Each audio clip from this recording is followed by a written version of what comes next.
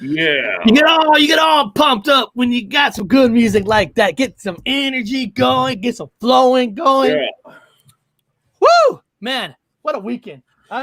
Sometimes it's fun to just check out the atmosphere on all platforms. It's kind of fun. It's kind of a weird fun. Like what's going on out there? What's going on with the platform? What's going on social networking? What's going on everywhere? You got to let me know. The news, you always have to. That's why I like the shows. You got to let me know. I don't know. I don't watch anything. Well, I just read. It's so. I don't know how you explain it. We live in such a weird world. Well, first of all, I want to thank Carla Webster for being here already. Scott's here already. That's awesome. Some guy named Nursey Kinneran is giving his social number on here. Okay, well, great. There you go. People, okay, cool. All right, that's awesome. I wouldn't do that. I know. I don't agree with that either, but that was there. So that's funny. I like Tony's. Hold on. For that, I'm gonna for him. I don't know if. Hold on. Yeah, don't take that off. Why can't I go up? That's weird. I can't. Hold on. Yeah.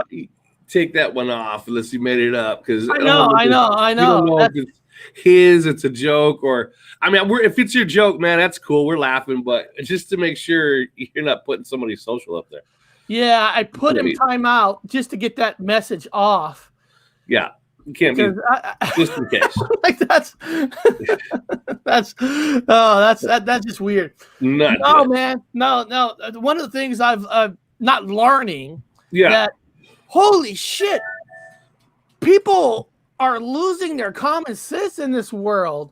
Well, that's it's just so weird, Bob. It's just so weird. I'm not calling anybody out. There's none of that. It's just maybe we need some Scientology in our life, because I'm not saying Scientology has the answers, and we're going to dive into the Scientology. We're going to try.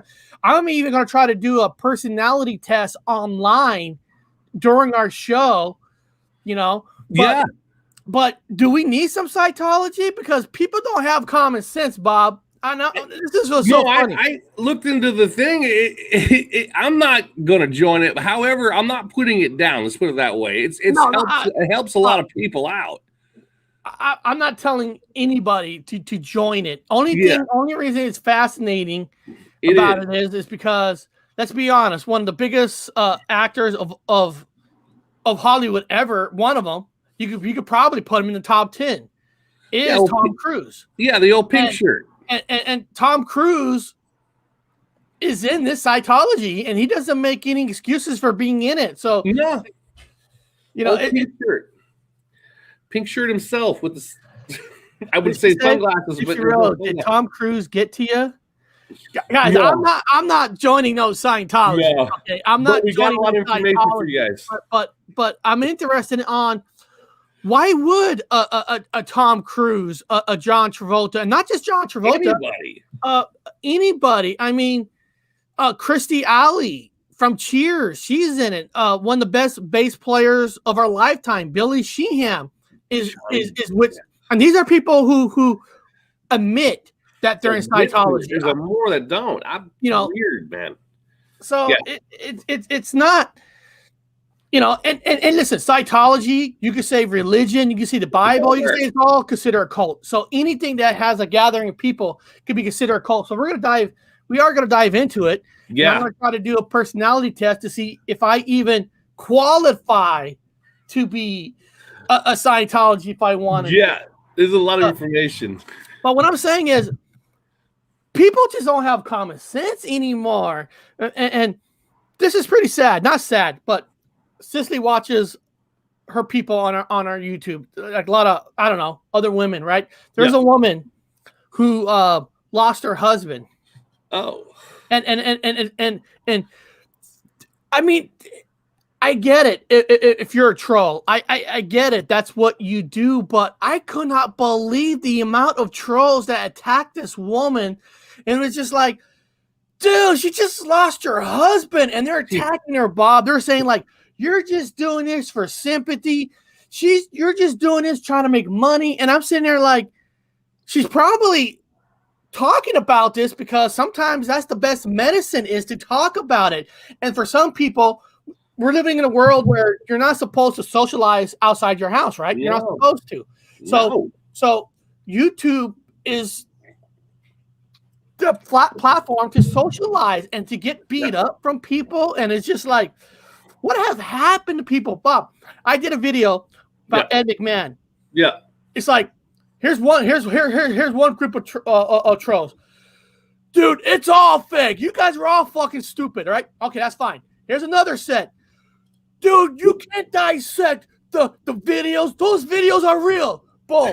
And then you get this set, and then you get this set, like, okay, I get what you're saying at the end because you don't know anybody received the letters, but doesn't mean it's just like you get hit here, right? You get hit here, right? You get hit here.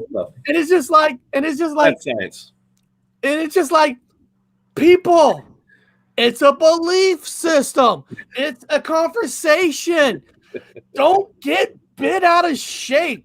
We got people from all camps, flat earth, round earth. We got skeptics. We got people that are not Mandela effect, people that are effect, whatever you want to call effect, douchebag effect, whatever camp you come from. It don't matter. We have the discussion and you guys figure it out. Throw it away. Laugh at it. This is narrative information. Yeah. And it's so funny. As soon as I put out that video on podcast first, and then like 4 days later, then I noticed some other people just happened to make a video about Ed trying to crisscross. And what I was just saying, Bob, make it fast, make it short, is what I was saying in the video is all the commercials, everything that's out there, I believe cannot be used for it or debunk it. And what I was saying at the end is do I believe that Ed McMahon is a paranormal effect? And I said, I do think it's a paranormal effect on one thing, not because of the commercials, because all the commercials are debunked. I mean, I said everything about the commercials that you can't use them. And the reason I was saying that I still believe there's some paranormal in it is because I don't know one person, I don't know one cousin, uncle, friends that I could trust has ever received an envelope that said American on it. I don't know. You know what I mean? Because I was telling people, Bob, that growing up, we were poor. So when you got that public clearinghouse letter, it was like a lottery kind of a thing, right? You took it out, you scratched it. Oh, you could win the lottery. It was American. You could win $1 million, right? But the honest truth, I don't know anybody who ever received one from American. I don't know. I don't even know. I've never heard of American, so that was new for me. I never heard of American publishers. I don't know anything about that. I have no idea. I just know Ed McMahon and a fucking check that never came to my door. So that's all I know. The lottery never hit in my house. So, and it's just amazing that I was saying that nobody has open minds anymore. I mean, it's just like, what have happened to common sense? Where is everybody's common sense these days? I went out the way with the whales. I don't know. I don't know. I'm just trying to bring it back. I'm trying to bring sexy back. Along with bringing sexy back, I bring back intellectual conversation. The conversation is what's fun, but it's just like people's common sense. It's just like, we got to get rid of all governments. And don't get me wrong, governments are perfect. Don't get me wrong at all. I agree. I'm a king of England. You're a king. Okay, Bob. Say you got rid of all governments, and you got rid of all kings and queens. Where Bob, you cannot be a king and queen. Can you imagine having these idiots with no common sense trying to rule areas? I'm feeling about the mind. Talk about Walking Dead coming true. It would be the Walking Dead. I'm going to take charge. I'm reading about the mind right now. Let me ask you, doing Scientology. Before we get into Scientology, I'm going to ask you a question and people in the crowd a question. What's that? This is a weird question I had over the weekend. This has nothing to do with nothing. This is just to get more people to come in and we'll talk about Scientology. This is just an off-the-wall question. Okay, so here's an off-the-wall question. What's that? You're in a band. I'm in a band. You're in a band, big band, small band, Rock and band. you're gonna come out with an album. An ensemble band? What are we talking about here? Any kind of band you want. Okay. Any kind of band you want, and you're gonna come out, and you're gonna come out with an album. Ska band. Okay, you're gonna have a ska band. Now, do you mariachi? Do you think if you're gonna come out with an album that your first release song or your first release video should be a remake? I was debating this question with somebody over the weekend. A lot of bands do. They do, but should they? I would. I mean, what it does, all I'm saying, I would, because if it's a good song and then it proves that we can make that cool sound and make it ours. So, like, I would have it like if I would take a band, it was ska that was kind of half mariachi, half ska, and we would take like a good song and make it ours, but with our own style. Yeah, why not? See, my personal, like I said, this is just conversation piece. This is there is no right or wrong answer. I always feel that you should not lead off your new album with a remake. The remake should come maybe the second song or the third song because the only reason I think that is I want to hear what you really sound like with your songs and not kind of like not try to I'm not saying trick me, trick me like you make this great remake and then you listen to the album and the rest of the album sucks because to me, if you don't have enough faith in your music, other songs, and you're putting all your marbles, all your money into a remake, I don't know.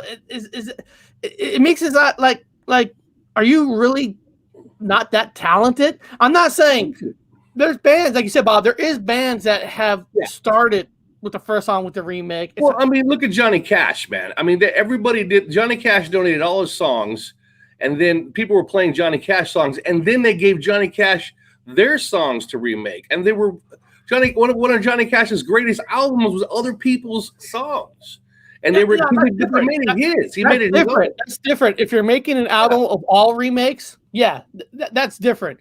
But like this, like Social Distortion. Yeah. When they did their Social Distortion album, they did the remake of Ring of Fire. Yeah. But it wasn't the first song. It was the third video. Okay, I see what you're saying. Yeah. It depends on who owns the cover. It's a company. We're gonna put this song on because it's the best. Okay. It's gonna bring people in. I typed it in like, what are some bands that actually led with a remake? Yeah. Right? There's a band called Great White that led with Once Bitten, Twice Shy, and that whole album sucks. And I'm like, okay, that makes sense why they led with that song. Even Motley Crue on Theater Pain led the album with Smoking the Boys Room. And if you listen to that album, the rest of the songs on the album suck ass. So what I'm saying is you wonder sometimes, is it a preview of the album going to suck if you have to lead off with the remake? A lot of songs, I don't know. I don't like music nowadays. I like some alternatives that barely make it to the airways. I don't even know what's on the radio anymore. That's why shows like X Factor and America's Got Talent are so popular, meaning people like what they already know. Yeah. Who cares them? That's a good point. That is a great point. Yeah. It's a great point. People are afraid to take the leap and listen to something new. And don't get me wrong. Listen, one of my favorite bands is the Black Crowes, and they did a remake called Hard to Handle. Yeah. But that was the third song that was released and not the first song because they want people to recognize their sound before you get recognized by it. So it was just a conversation. I mean, you like Culture Club then. You're in the Culture Club because they always have their own original sounds. Like the Police, Culture Club, they have their own music sounds, their own music. And then they'll slip in a remake, kind of like Cheap Trick. They slipped in Don't Be Cruel by Elvis. Yeah. But it wasn't a first video song off the album. It was like the third one. So yeah, I know what you're saying. That's what I mean. I was just curious what you thought.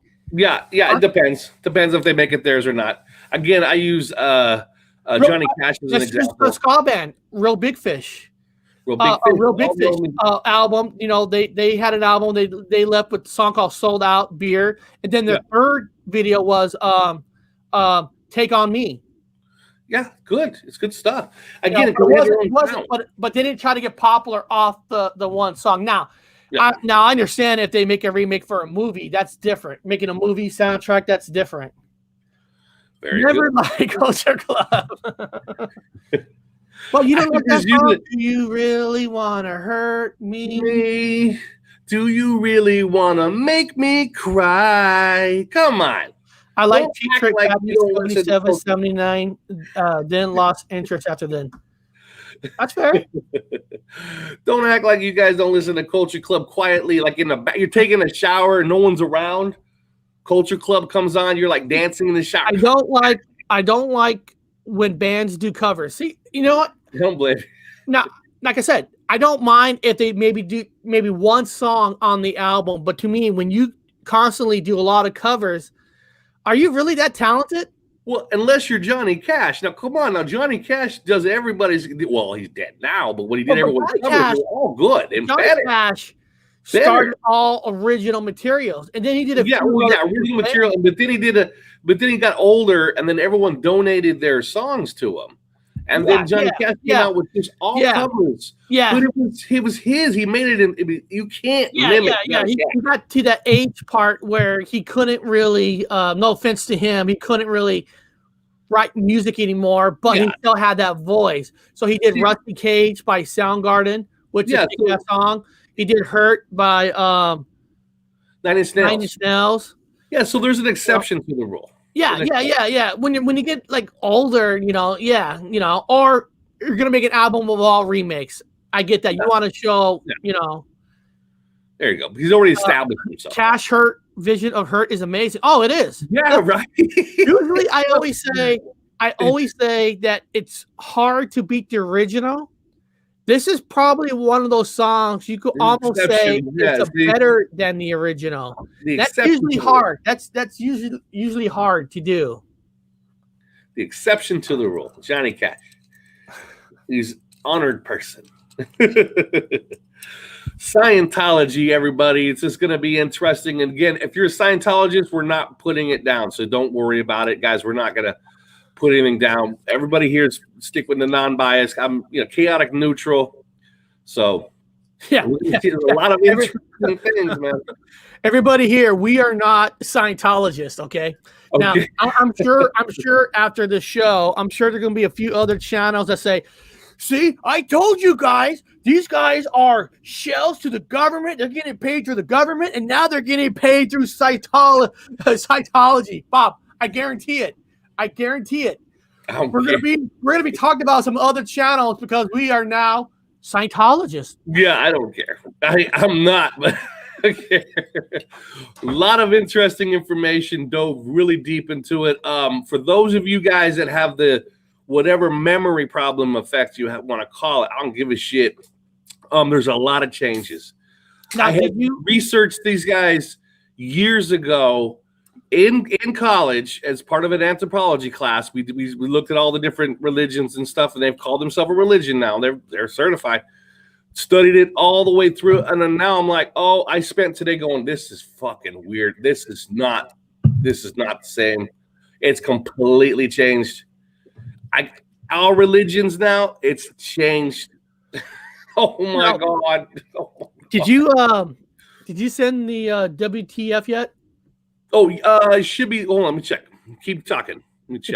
Because I want to play your WTF while I get the when I sign up for the free personality test in Scientology behind the scenes and get it ready. Yeah, so it's going to be coming here any second. So those of you guys in the sidebar, those of you guys watching right now, don't do research just off the top of your head right now, off the top of your fucking head, your noggin hole, whatever you want to call it. I read all levels. Yeah, so he'll freak out. What do you remember about Xenu? Xenu, the whatever. They flew a craft from their planets to Earth. They were in a specific spacecraft, aircraft, whatever aircraft you want to remember.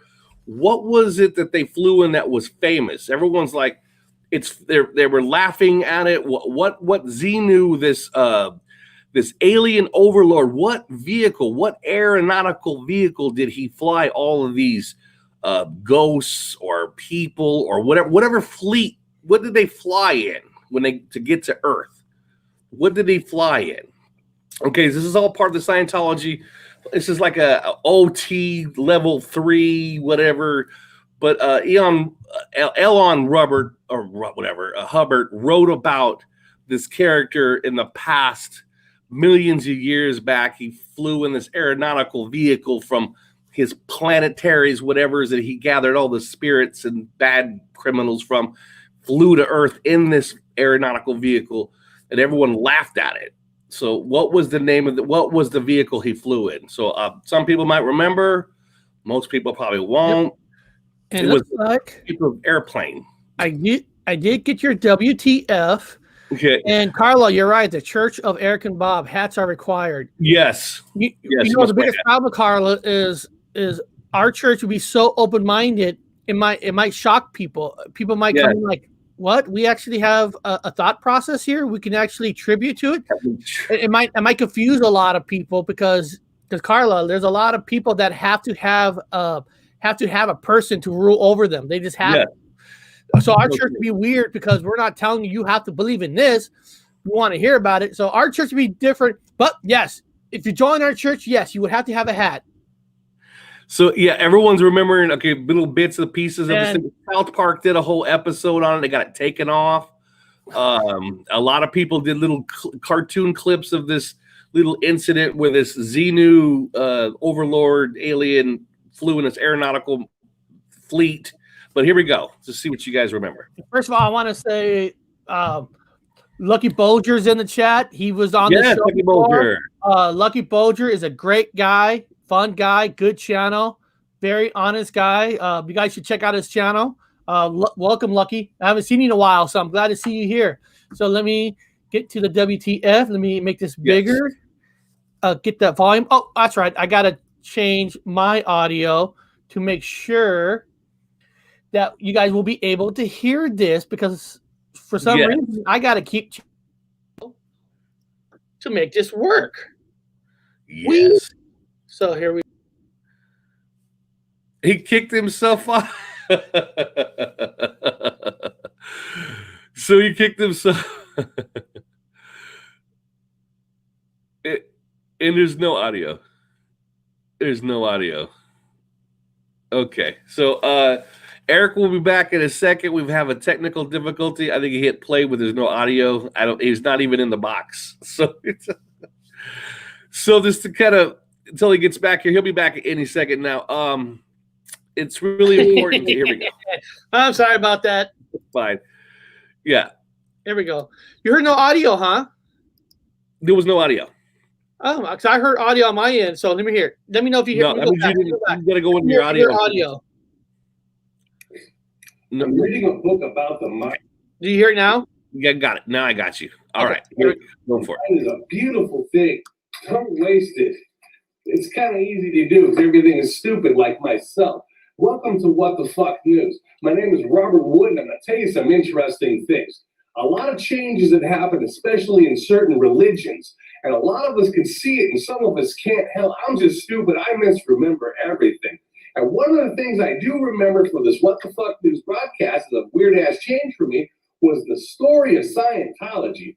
I remember the original story about Xenu, which is this warlord kind of guy who gathered up all these spirits on 90 planets of where he lived, brought them to Earth in a 747, then dumped their bodies in a volcano where they blew up, and now we're obsessed with them or possessed with them or whatever you want to call them. They're kind of working little fuckers out of you.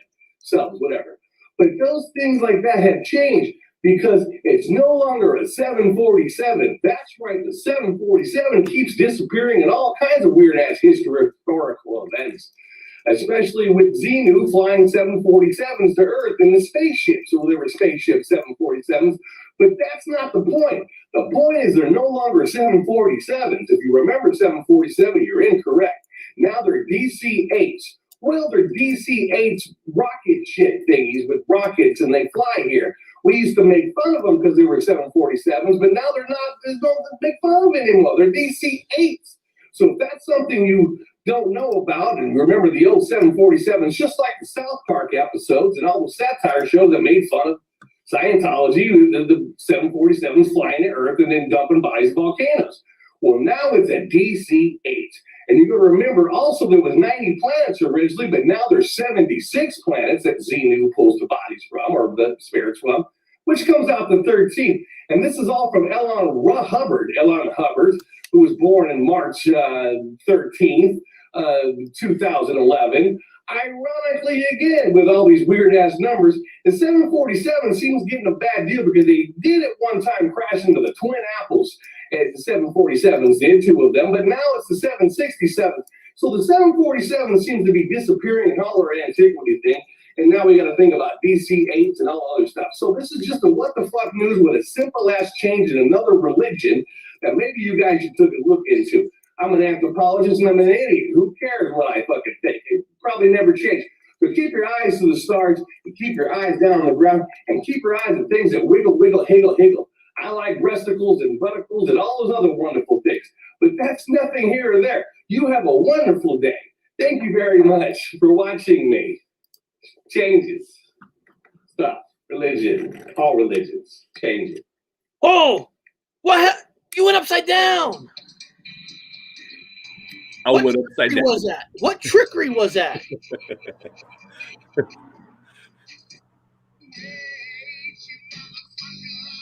That was some trickery shit there. That was some trickery. That was definitely some cinematography on that one.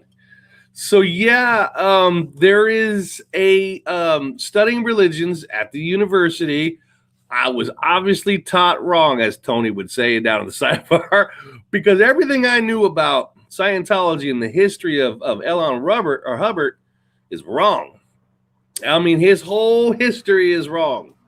The story of Xenu flying here in the 747 is no longer existent in this place.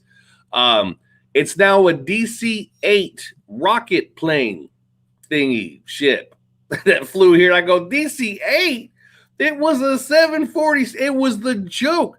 South Park, Eric, did an episode on the 747s with the Xenu cartoon, and then Scientology took off the episode. I get they don't want to be bad rap, so they took it off. It was clearly in this story a 747, but the 747s keeps fucking disappearing and everything. The original twin, I call them the Twin Towers, Twin Apples to be safe. So the Twin Apples, when it happened 9/11, they were 747s. Now they're not. They're 767s. I go, what's going on with the 747s? Now, in this particular religion of Scientology, I wonder how many Scientologists are within their whatevers remember the story that Eon wrote, or Eon, I keep thinking Elon, but Hubbard wrote about the 747s transporting. Yeah, because the people that wrote what? I thought it was two silver 747s. Yes, it's DC-8s. It's DC-8s. He doesn't believe, but it's DC-8s now. So again, the 747 has now disappeared from the storyline. It's not in the storyline anymore. Again, it's just stories. People could change stories. Storytellers can tell it differently. Let's debunk it first. Let's go first with that one.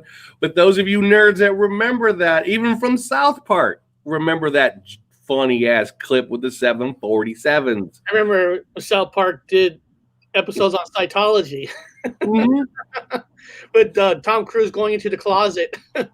Tom Cruise in the closet with John Travolta. They were both in the closet. Yeah, that particular episode, which was taken off by Scientologists because it was giving them a bad rap. It was upsetting, old Pink Shirt himself, Tom Cruise.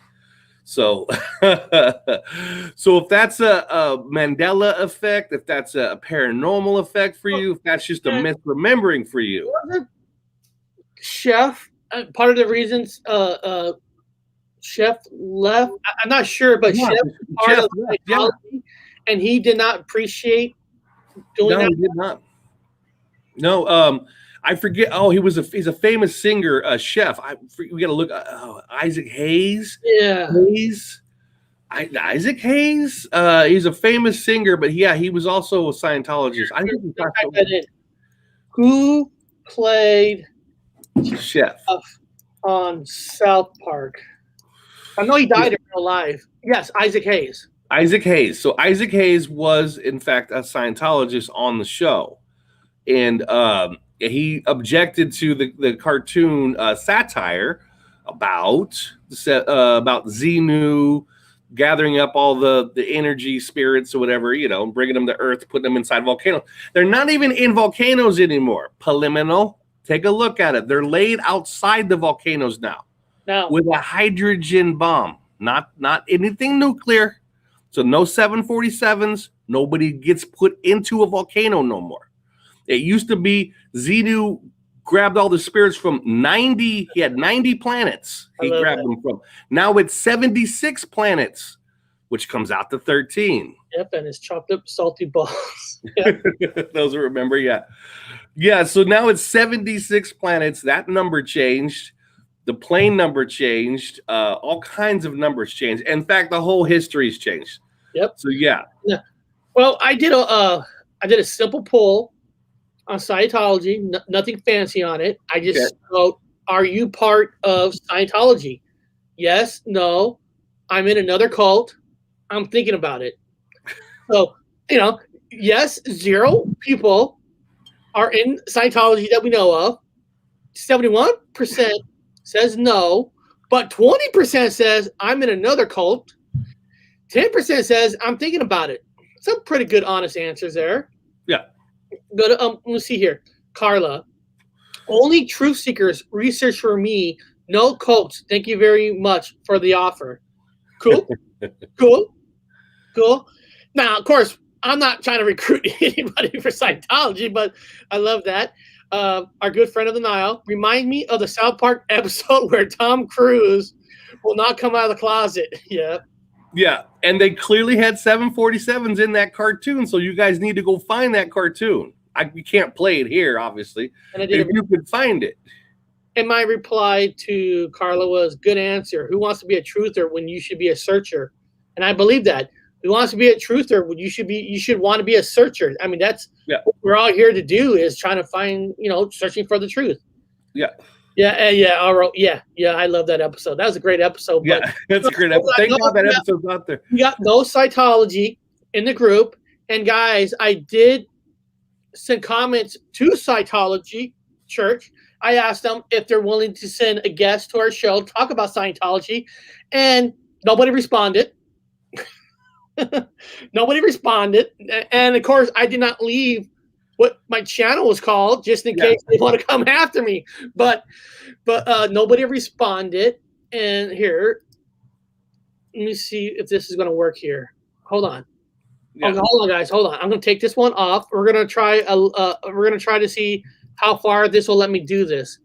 This is called This is Scientology. This is apparently this is a test. Or a test that you take. Ready to learn more? Hello, Eric, and welcome to the Oxford Capacity Analyst. This is for Scientology. Make sure you understand and answer each question. You must complete the test to get the results. Do not stay too long with one question. Give your answer on how things are for you right now. So, guys, we're going to take a Scientology test right here, live. Yes, everybody. We are all going to take the Scientology test together. Yes. All of us together. Bob, are you ready to start this test? Yes, I am ready to take this test. Here we go. Do you make thoughtless remarks or accusations which later you regret? Sure. We all do. Don't lie. No, I'm perfect. You're perfect? Yeah, I'm perfect. What do you guys think? Everything I do is strategically planned, even years ago. I'll tell you what. I saying yes, you're saying no. I'm going to put maybe in the middle. Here we go. When others are getting rattled, do you remain fairly composed? Oh, definitely. 100%. Yes. I remain composed. I see other channels crying like little babies, and I'm like, go fucking cry. Who cares? Go cry, little babies. I'm not going to cry. Yeah. Move on. Here we go. I'm going to put yes. Do you browse through railway timetables, directories, or dictionaries just for pleasure? Sometimes, maybe. Maybe, yeah, you're right. Because I don't really. Yeah, that's a good answer, Bob. Good answer. Yeah. I'm all for that. Okay, guys, here we go. When asked to make a decision, would you be swayed by your like or dislike of the personality involved? No. And because of this, Bob, no. The reason it's no is you know this. Because we say no, other people try to beat us up. Yeah. Because we have our own minds. So, guys, This is definitely no. I hope you guys are liking this test. Yeah, I like it. Number 5, guys. Number 5. Do you attend to 2 or less children in your family, even though your health and income will permit more? What? Yeah. Huh. What was the question? Do you attend 2 or less children in your family, even though your health and income will permit more? Do you intend 2 or less children in your family, even though you're I got 2 kids now and I'm done. I don't need to worry about it. I'm finished. I've had children, unless I'm a king and then I have to have a lot of children, but I'm not king. Well, should I put no or maybe? What do you think? Maybe. Do a maybe. That's kind of a weird question. Okay. Do you get occasional twitches of your muscles when there is no logical reason for? Oh, hell yes, I do. No. I do. I actually do. My muscles do twitch. I don't get no twitches. No. I like this. No, I'm broke. And I have 4 children. 5, no children intended. Yeah. No. No. Yeah. I'm going to put that because I do. My muscles do twitch sometimes. No, I don't. I don't take drugs, so I don't twitch. Would you? I don't do drugs myself. Would you prefer to be in a position? Would you prefer to be in a position where you did not have the responsibilities of making decisions? You mean living in a perfect world where you don't have to make decisions? Well, you get up in the morning, you make a decision to brush your teeth or not. You make a decision to take a shower. So you have to make a decision no matter what. Make a decision. We're going to put no on that. You pull your shirt out, either the hamper or your clean shirt out of the drawer. That's a decision process. I think this question is really for Bob. Are your actions considered unpredictable by other people? Yes. Apparently, yes. You are unpredictable. Yes. Yeah. I think Bob is unpredictable. What do you guys think in the chat? Yeah, I am. Unpredictable. Remember, this is the Scientology test. I didn't make questions. Do you consider more money should be spent on Social Security? I don't think so. Because Bob, first of all, would you even make it that far and live that long for you to even see Social Security? Yeah, I don't know. I don't know. No, I don't think so. Because listen, you always hear the government's going to go broke on it, but they'll always find money. They'll always print free. They're always printing money out. There's no currency, so we're going to put no. Do other people interest you very much? Oh, I'm interested. Yeah, I'm always interested. I'm always interested. You're always interested. I'm always interested. If you were interested, why would we even talk about Scientology? Yeah, I'm very interested. Is your voice monotones rather than varied in pitch? My voice is monotone in a certain way. No, it varies in pitch. Definitely varies in pitch. Kremlin says yes to number 10 for her. I think people should have sufficient Social Security. Trick question. This is like talking to Can's lie detector. How would my household run if I didn't make decisions? That's true. That's true. I'm telling you, this is kind of weird. This is Scientology questions, guys. So don't worry, guys. I'm not gonna stay here forever. We'll just do a few of these and we'll go right into it. But this is kind of fun. Is your voice? No. Do you normally let other people start the conversation? Yeah, I like to listen. I'm a listener. I'll start by saying good morning, which is a very rare thing nowadays. I'm gonna say maybe. Afternoon. I'm gonna say maybe because it depends on the situation that you're in. Well, I mean, I always say hi, so I guess that's technically starting the car. Nobody says hi anymore. I'm like, hello, good afternoon, good morning, konbawa, konnichiwa. Now, are you really, Bob, number 13, this is kind of funny. This is kind of cool. Are you really interested in other people's conversations? No, I'm not.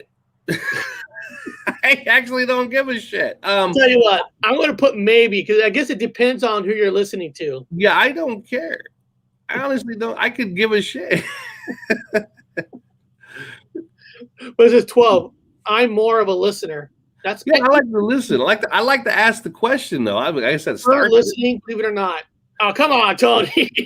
You're a talker, big guy. You liar. You like to talk.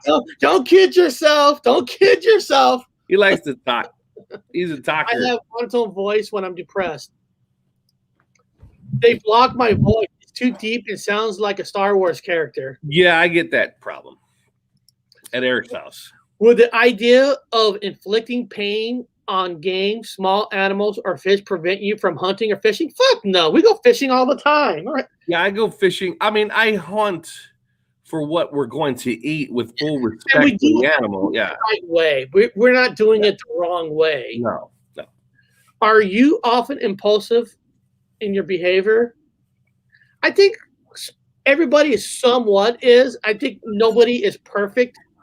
This has to be a maybe because everybody's impulsive in some ways. Well, you're impulsive in your behavior if you're not in the military, because if you're in the military, you got to follow orders from the fucking top to the bottom. So your impulsive will get you killed or someone else killed. So it depends on what my situation is. Do you speak slowly? Nobody does. Are you usually concerned about the need to protect your health? You know what? Honestly, we all should be. We all should be, but we're not 100%. Damn concerned all the time. This has to be a baby. Take care of myself. Looking man. Does an unexpected action cause your muscles to twitch? What? No twitching for me. Are you normal? Are you normally considered in your demands on your employees, relatives, or people? Are you normally considered in your demands on your employees? No, we're not really in demand. I mean, we would believe that everybody has the mind of their own, so we never demand things from people. I think we'll let them know why something's important for their help or not help. Again, it depends if I'm in a military role, and then if I need something done, I need it done. Right and immediately. We'll put a maybe on that one. Do you consider that you could give a valid snap judgment? Fuck yeah. Do your past failures still worry you? No. I'm perfect. No, listen, what happens in the past happens in the past. You got to move on. Well, you learn from it. Life is a goddamn school. If you dwell on your past, dwell on what you did wrong, but then do it right the next time. Guys, we're doing very well, guys. We're on number 22. I don't know how many questions are here, but it doesn't look like we moved that far. But oh well, we got time. Do you find yourself being extra active for periods lasting several days? Huh? Do you find yourself being active for periods lasting several days? Well, I try to remain active. I try to keep myself going. I don't want to be falling into insanity. Like if you go camping and stuff, you're extra active, and you're extra active for several days. So I mean, stay active. You keep your mind active. You're doing great. Don't let your mind just turn into mud. Next thing you know, you running for office, and then you run, you win, and then you become number 20. Hey, I appreciate that. He's writing the number for that question. Because, I can't read the chat and the questions at the same time. So that's perfect when you write in the number of the question you're asking. Yes, with my artwork. One day to the net. Laugh out loud. What did that can even get? He wrote bed. Okay, here we go. Number 23. Do you resent the efforts of others to tell you what to do? Well, it depends on what the situation is again. And what if I'm working for someone, I gotta listen to it. Yeah, it's a maybe because it depends on the situations. Like somebody will say, "Hey, you should start doing this." Guys, no. If you want me to do this, do your own channel or do something else. Or it depends on the situation. Now, is it normally hard for you to own up and take the blame? Not at all. If I fuck up, I fuck up. Depends on the situation. All of it depends on the situation. So these questions are lacking all the other multitude of variables in a actual human interactive situation. Like, so you're human and you got a multiple amount of variables for each thing. This thing is like, that's why these guys are fucking clone monsters. They're just like, oh, no. What about the variables? Just nothing else included. And this one, do you have small circle close friends rather than a large number of friends speaking acquaintances? That's true. I believe, because we know who are the true people and who are the dumbasses. So, I've had a large group of friends. I love people. I don't mind it. But since I woke up in 2016 from fucking Sagittarius arm to this shithole, I have a small circle because I don't trust nobody. I don't trust nobody now. Oh, here's one for you, Bob. Is your life a constant struggle for survival? Whose isn't? Even if you're rich, it is. Because if you're rich and everybody wants to kidnap you or your children or kill you or take your money. So you're always survival. Do you often sing or whistle just for the fun of it? Oh, yeah. Yeah? I mean... Yeah. Just for the... yeah, sure. Are you considered warm-hearted by your friends? Depends on the situation. If I'm in charge, I'm an asshole. Nobody thinks you're. Everybody thinks you got no heart. If I don't get it done correctly and people get hurt, I'm an asshole. I'm gonna put maybe on that one. Yeah, it depends on the situation. Would you rather give them orders than to take them? Depends on the situation. If I'm working on some plumbing and I know a plumber and I'm not a plumber 100% and I don't know what I'm doing, I'm going to listen to the plumber. So I'm going to listen to the person that knows more than me about the situation that I'm in. Correct. Well. Would you rather? Yeah. Let's put maybe on that. Depends on the situation. Do you enjoy telling people the latest scandal about your associates? No.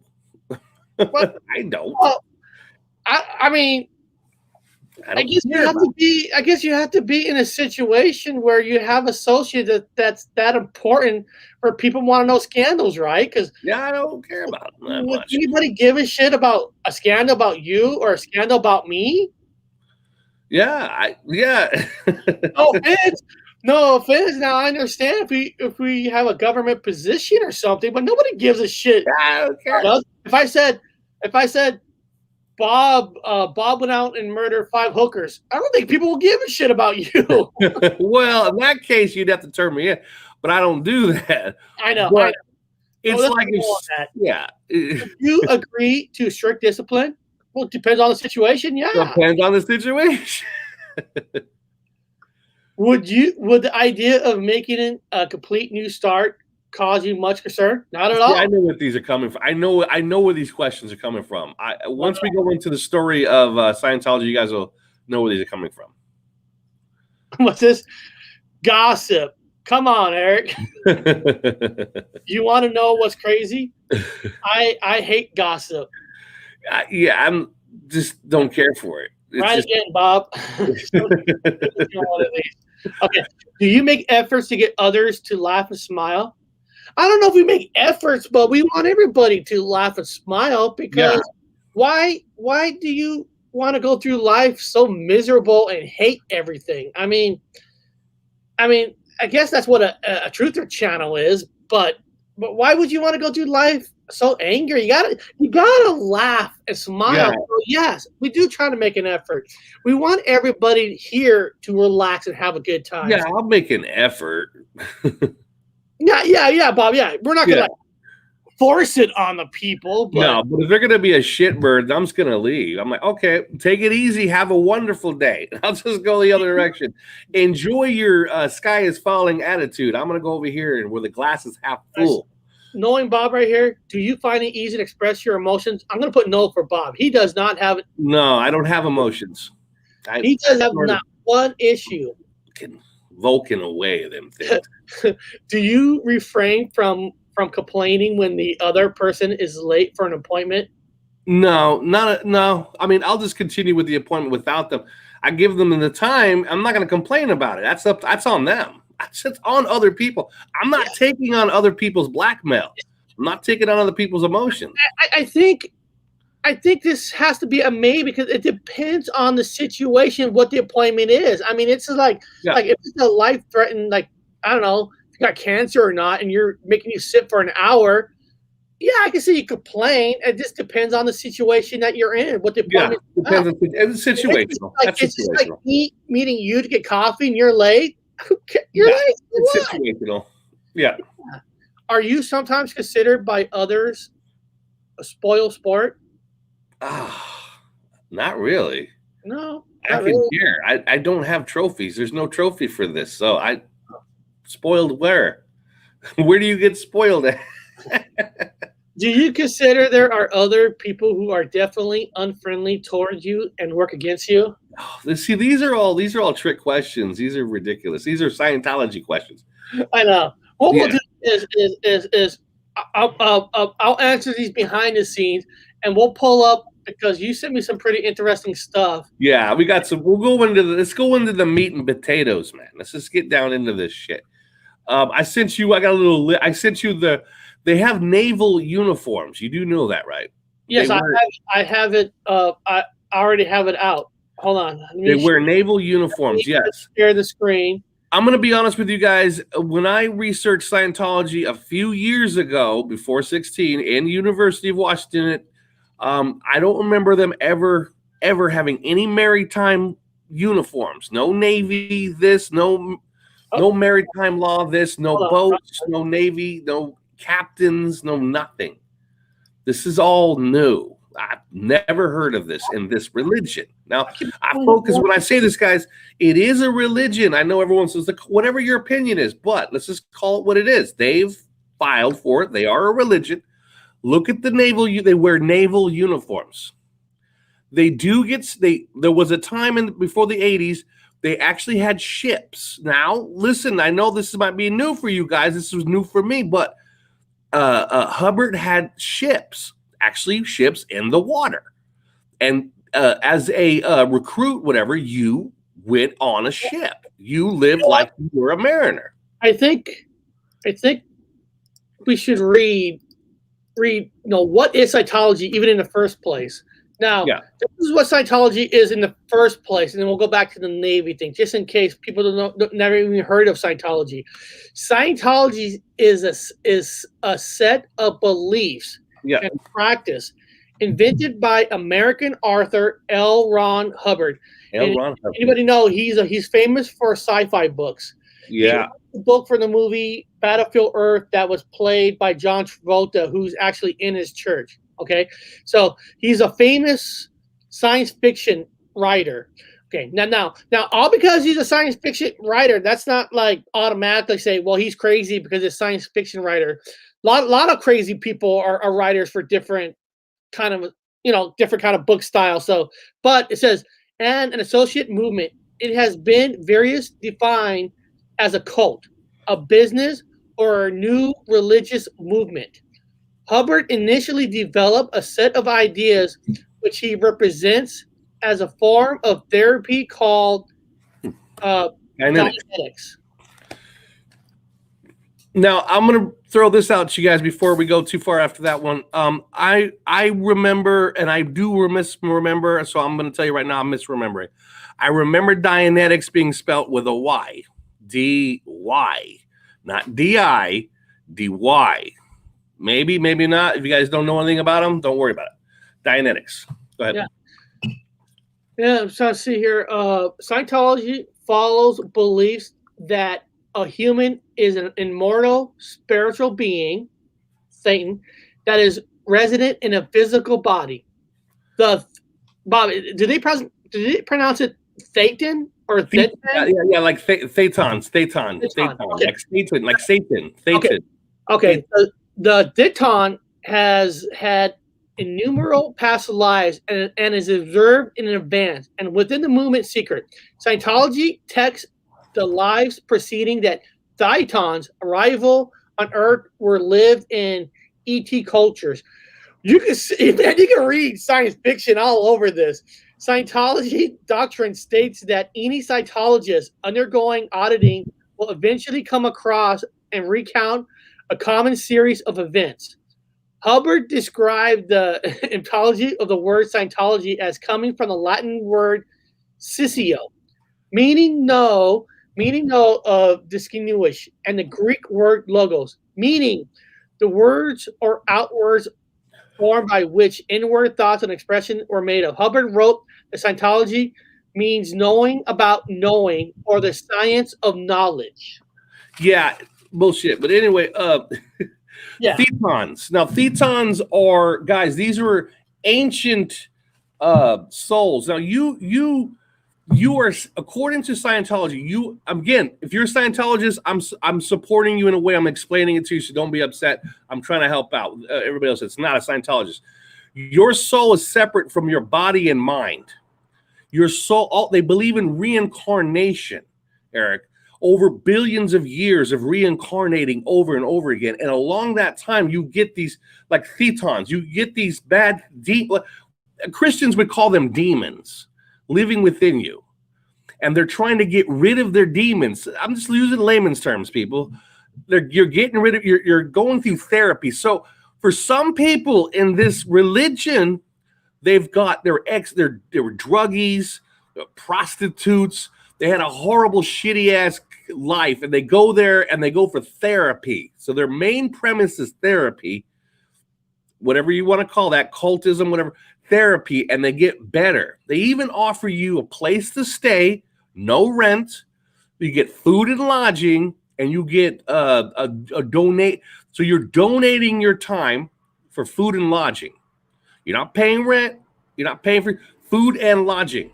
You get it for free. And is this you donate your time? They call that slavery. But if you live there, Bob, is this the uniform that they get? This is the uniform that they get. These are the administrative people, and they're on the ships. Also, but no longer on ships. Now they're on shore, and they still wear these sailors' uniforms. I had never remembered them ever wearing any sailor uniform. So they kind of practice a maritime law lifestyle, like they're in the Navy. They look like the Navy, but they're not in the military Navy. They are Scientologists. Is it, do you think, is it to make them feel powerful, maybe?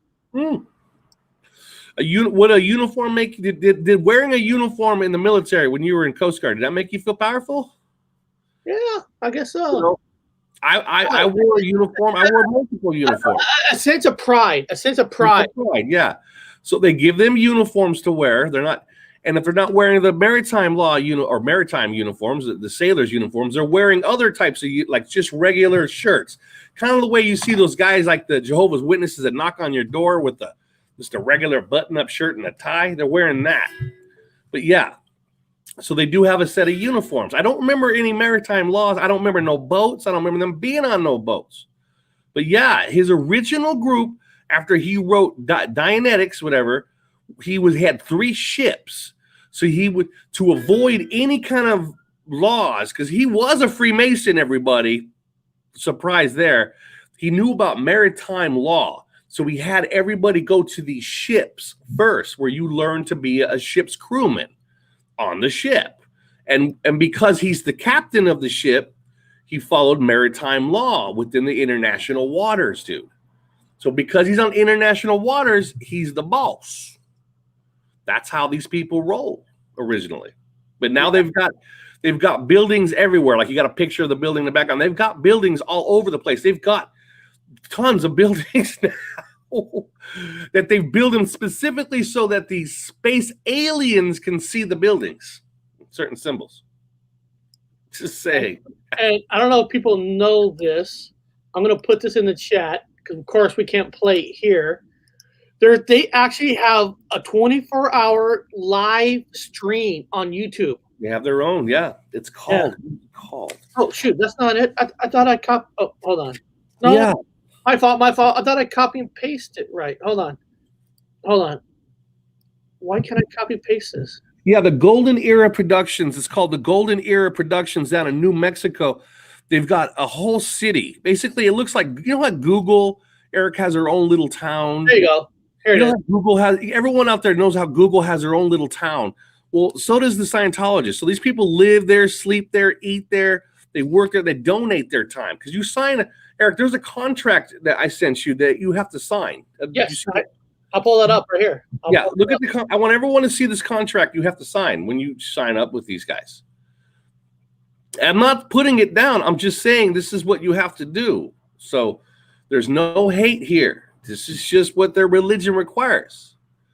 So take a look at that. Blow it all the way up so everyone can see it. Hold on.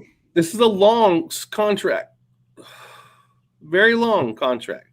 I'm not signing that long of a contract. So this is the contract you guys have got to sign. I'm non-biased. I'm chaotic neutral. So this is what the contract. If you want to sign it, that's all good. You guys can sign.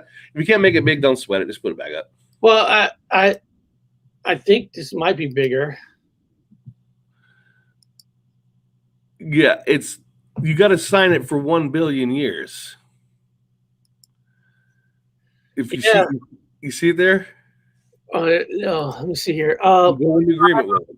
I hereby religious common membership of the Sea organization and dedicated myself to achieving the goal shared by the Sea-Og members, which is bring about spiritual freedom of all beings through the applications of LHR's technology. Being of sound mind, I do fully realize it's so small. C members, which is ethics and planet of the universe, and fully reverse subscribe to the Singer's Revolution. Therefore, I have committed myself to the Singerization for the next billion years, as per Flag Order 232. Next billion years. So you sign this contract that you make a soul pact, your soul, people. Now they believe in reincarnation. I'm not saying they're wrong or right. I'm saying they believe in reincarnation, just like many of you do. But in this case, their reincarnated selves will have to go back to work with Scientology again for 1 billion years. They believe they go on that far, that long. So again, I'm not, because I don't know what happens. I'm going to Valhalla, so I'm not signing shit. I do remember a long time ago in Berrien, Washington.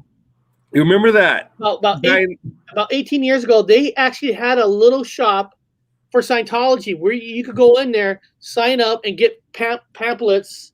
And then I remember the church, dude. I remember the test, and you got to pay like a fee, like $200 to take this test. Yeah, I remember that. I remember going into driving by the church, and there was a church there, Scientology church. I'm like, they had and Dianetics were all over. It was a #1 book. It was, everybody was reading it. It's about psychology. Well, they're against psychology, but they're willing to. They have mental therapy, their own version of it, what they would call. I'm not saying it's bad. I'm not saying it's wrong, but it's just what they have, and that's part of their thing. You know, if you're a messed up person, they can help you according to what their philosophy is. Hell no. Do you sign over your soul? It's your guys. You make that decision. You would think this is crazy that nobody's in this, but here, let me share this. These are 12 celebrities who've been officiated with the Church of Scientology. Yeah. I don't know who the fuck she left. She's got a series of shows that campaigns against it. Now he's still in it. He's an OT 7. Now you can go Eon. OT is the highest levels that you can go into, which you go into Xenon and all those other stories. He is an OT 7. It says Ian here, Robert was an OT 13. I'm going to repeat this. well, it says here, Tom Cruise, prominent Scientologist. Tom Cruise joined the Church of Scientology not long after his father died in 1984. So he's been in it since 84. Yeah. Cruise opened up on his beliefs in a 2006 interview with ABC News' Diane Sawyer, saying, Scientology gives people tools to help better your life. That's what Scientology is. It helps you improve your life. Now, listen, some people believe in the Bible to better themselves. So, I mean, right? If this makes him a better person, and I've never heard. I mean, I don't know Tom Cruise, but well, I don't want to put it down. But I've never heard that Tom Cruise has beat people, beat women, murder. Maybe he has. I just don't know about it. But I always enjoyed his movies. Well, I mean, people sign on for a lifetime to become a priest with the Catholic Church, with Catholicism. They sign on to be a priest. Their entire life is celibacy. They've signed on to do that. They sign on for life to be a Scientologist. Lucky Bolger is correct here. You do pay your way up the levels. Yeah, you got to pay up the levels. You just don't. You got to actually pay to do these tests. You got to pay up your levels. Next level, yeah, you got to pay. That's not free. Or if you're like an indentured, I'm going to use layman's terms, like an indentured servant with them, which means you signed yourself away to live for free and to eat their food. You could work your way up. Okay, you work your way up by donating your time. There's no money being made in your pockets. You're theirs. You belong to them. Knows this one. John Travolta. John Travolta credits Scientology with saving his life and helping him save their lives of others in a 2015 interview with ABC News. 40 years for me. I've been part and I love every minute of it, and my family has done well with it, said Travolta. It's a beautiful thing for me, and I saved lives with it. Saved my own life several times. Travolta produced and starred in the film Battlefield Earth, which is based on a sci-fi novel, and it is technically considered one of the top 5 worst movies of all time. Just for the budget that they put in the movie. I mean, worst movies, but the amount of money they put in it is considered in the top 5 one of the worst movies of all time. Was based off one of Eon. I keep saying it's wrong. I keep saying Elon, but one of Hubbard's books. It's based off one of his books. So these are all the Scientologist actors. Look here.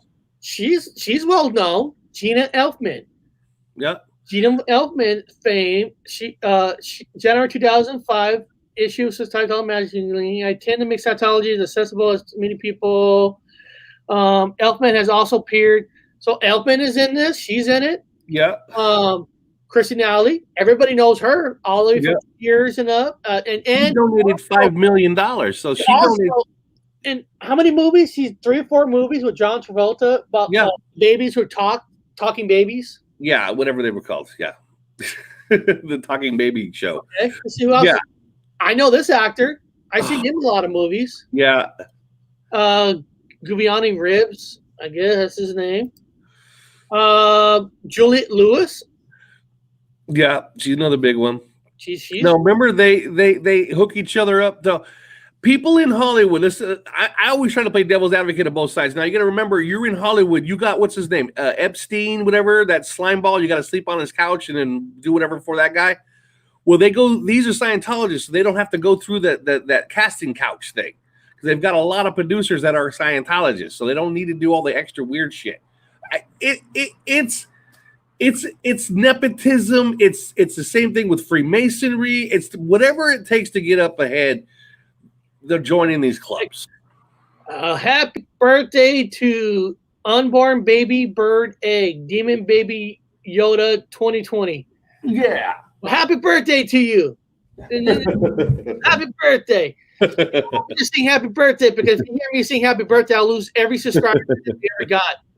Happy birthday to you. There you go. Okay, let's see who else is in this club. Erica Christensen. Don't know who she really is. Yeah, these are the ones we know of. Parenthood co-host. Okay, she's in the show Parenthood. Okay. Catherine Bell. Catherine Bell 38th anniversary gala, Church of Scientology. I don't know who Catherine Bell is, but she's part of it. Elizabeth Moss. We all heard of her name. Yeah. She's in the Mad Men show. She praised Scientology in 2013. Danny Masterson. Wow, that's a shock that he. Well, maybe he's got some some problems that he's helped with. Yeah, maybe. Apparently they help him out. So Laura Prepon, I don't really know her, but she's been in Scientology since 1999. Successful. They're making it. You know what? Using it to their advantage. On there, I haven't heard any bad things about those people. Is it really? I mean, I'm not going to be a Scientologist, but is it really? No, I'm not going to be a Scientologist. No, I'm saying that real clear, and I'm not one. No. It's no different than joining a Freemasonry for those of you guys who are in Freemasonry. So, now, who's in the chat? Lucky Bulger, you might like this one that Bob sent me. These are the symbols. Yeah. Now I'm going to say this again. I had studied these guys back in the University of Washington. I don't remember the symbol. The symbol's new for me. This is whatever you want to call the effect is for me. I don't. It's because I just did not see this back in the day. According to Tony, he is accused Peter Dio Masterson several times. So I guess there is something that Masterson was accused on. Okay, I didn't. Okay. Lewis, nice. Yeah. So Bob, when I look at these symbols, you said this. Yeah. What are this? What am I looking at for the symbols? So you're looking at the okay. Now I've never seen this symbol before. I've only ever saw Scientology, the name all the way out. Now they have a symbol. It's two triangles and an S, and an S that goes through it. Oh, that's an S. I thought it was a J. Oh, that's an S. It is an S. Yeah. Also, technically there's supposed to be an infinity symbol in there. So if you go through it, it tells you each part of what it means of the symbol. This is all new for me. I've never heard of this shit ever. And I keep stressing people, a lot of religions just keep flipping around and changing for me, and I don't know anything about them now. I'm like, what is this symbol?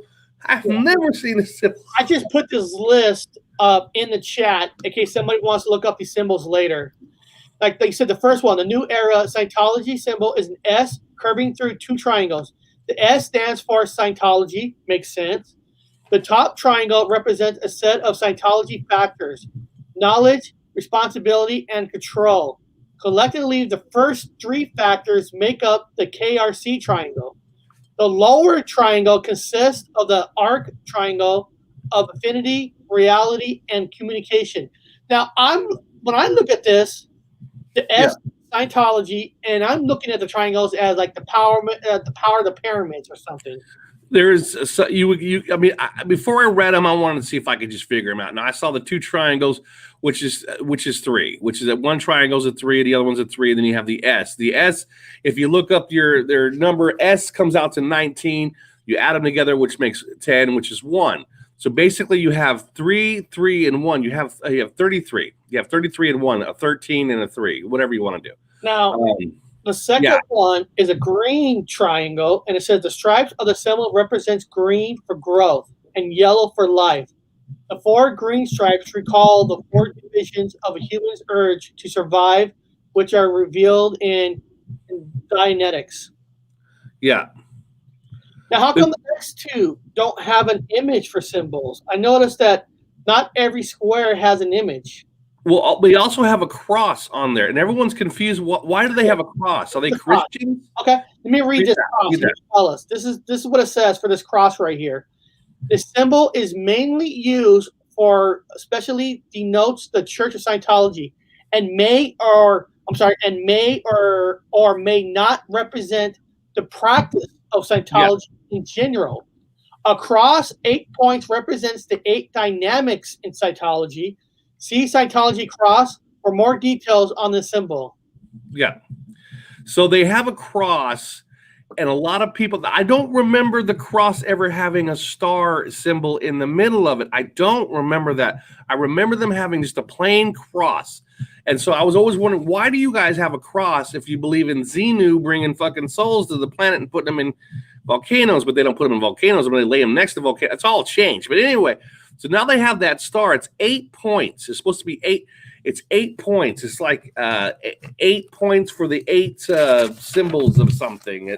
I like this. World is based on numbers. I vote aliens. Yeah, it is. It is all numbers. It is all numbers. They've kind of figured it out. A lot of these secret societies, the S to me is the snake. Snake is secret society. And it even says in their secret knowledge. It even says it in their thing. Then you have the 2 triangles. So you've got a lot of symbolisms right fucking here. Ian Hubbard was a Freemason. He even had a conversation with, I believe it was the director of Star Wars, you know, and he talked, remember that we talked about that, Eric? They suggested, hey, why don't you turn Star Wars into a religion? You remember that? Yeah, George Lucas. George Lucas. Ian Hubbard was like, hey, man, because they're all Freemason together. And they're like, hey, why don't you turn Star Wars into a religion? It's based on religion. He never really called the word religion in his movie, but was based on religion. Yeah. So if you guys want to go back and look at Eric, we did a show on Howard the Duck. Yes. We did a show on Howard the Duck. So those of you guys that watch our previous shows about Howard the Duck, it's irrelevant for this thing because Howard the Duck actually had one of the old symbols in it. Well, hold on. Howard the Duck, I wrote it down. The Dianetics. So if you guys look at Dianetics symbol, or the word Dianetics in Howard the Duck, you're going to see it spelled with a Y, the way it used to be spelled. They had it in Howard the Duck, the way it used to be spelled. Yeah. So that's just another one for you guys to go back and look at as a residue. This is the video, and remember, guys, Howard the Duck is also directed by George Lucas. George Lucas, yes, they're all connected. Here's the Howard the Duck video. Actually, that was a fun video, guys. Yeah, that's a great video, but you're going to see Dianetics the way it used to be spelled with the Y.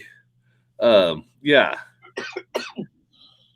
Now, this symbol does look military, and it makes sense because it's talking about the Sea Org, which is the uniforms looking like the Navy. You see? Yeah, look like the Navy. Yeah. Management organization of the Church of Scientology. The Sea Org was founded by Scientology leader L. Ron Hubbard in 1968 as an organization for implementing Scientology technology around the world through the operation of a fleet of ships. Member of the Sea Org signed an employment contract with an organization for 1 billion years. And look, he's been doing it since 1968. So it's brand new that something came out of the 80s. This was something he was working on since the 60s. Since the 60s. Yeah. It's so much information. I'm just trying to get people. It's hard to get your finger around everything. Yeah. Did you say? That is so weird. I've been seeing double digits for months now. Even clocks every time I look for time, 222 44 111. So weird. Yeah, a lot of fours for me, I'm telling you right now, currently. So in 1929, Eric, he attended the George Washington University. And in this, I don't remember him ever working. He was an engineer, and he was working on the scientific method. He was working with nuclear physicists. Okay. He was looking at a life force, small energy particles. That's what he was researching. And then in 1932, Hubbard went to remote islands where he learned the secrets of the indigenous people so he could teach it psychology in his little thingy. Also, he was the 385th, this is what it says in literature, he's the 385th glider pilot around the 1933. They called him Flash Hubbard because he flew fucking planes, but that's weird because he was in the Navy. He was also a barnstormer. If you guys know that, he flew planes around barns. So and then he went to. That makes sense that he was a pilot, because if anybody who's seen that movie, Battlefield Earth, the thing that threw the movie off was seeing a bunch of cavemen be able to learn how to fly jets like out of nowhere. I mean, that was like cavemen flying jets. Come on. Yeah, they downloaded modern technology in their heads, kind of like just like the Matrix, how they download shit into your head. So after he went in World War, Eric, he was in World War World War II. He went in World War II where he already had his maritime ship's license, which is very fucking rare to have. And then he became a captain of first lieutenant on 2 ships, where he both campaigns in the Pacific. Now, I don't believe any of this. I'm gonna tell you right now, in the Pacific and in the Atlantic. Then when he got out, he was a disabled veteran who helped out other veterans in the whatever community to teach them how to be. That's awesome. Yeah. Okay. And yeah. So, but he also was a disabled vet, and he collected money. He even applied for disability, an extension of more. I mean, he must have been 70% or something. He was asking for more money in disability to increase it. And then they even wanted to send him to a psychiatrist but he ended up writing screenplays. He went to Hollywood, dude. He wrote all these sci-fi books. He wrote for the Hollywood industry. He was working with already at that time Hollywood actors, directors.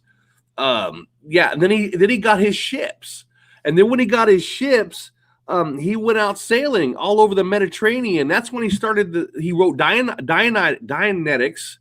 He went on these ships, and he was making money from his top selling book. So he was able to pay for these trips on his 3 ships. So he was sailing all over the place. That's when he started his little religion. Now, I'm not going to call them books because they're religion now. I mean, look at all these books.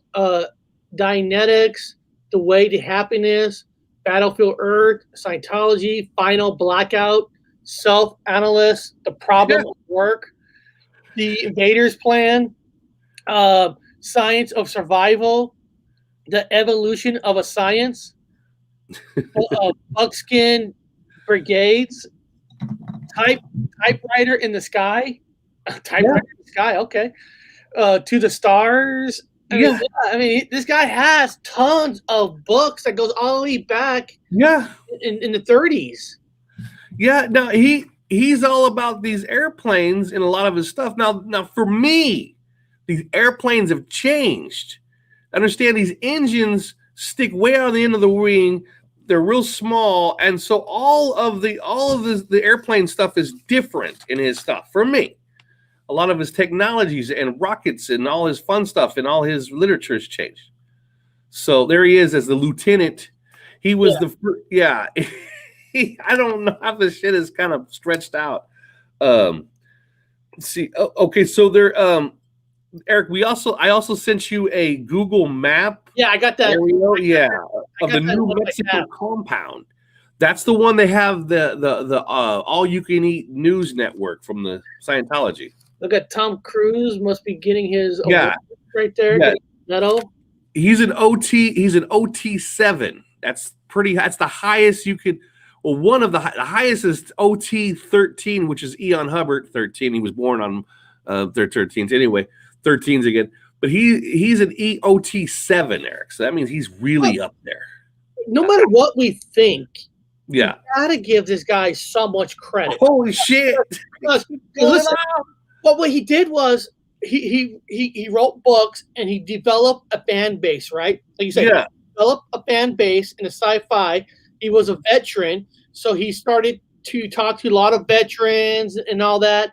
And, and no offense, like a lot of us veterans, there's sometimes nobody walks out of war 100% perfect. No. You're fighting demons, even though you might not see a person fighting demons.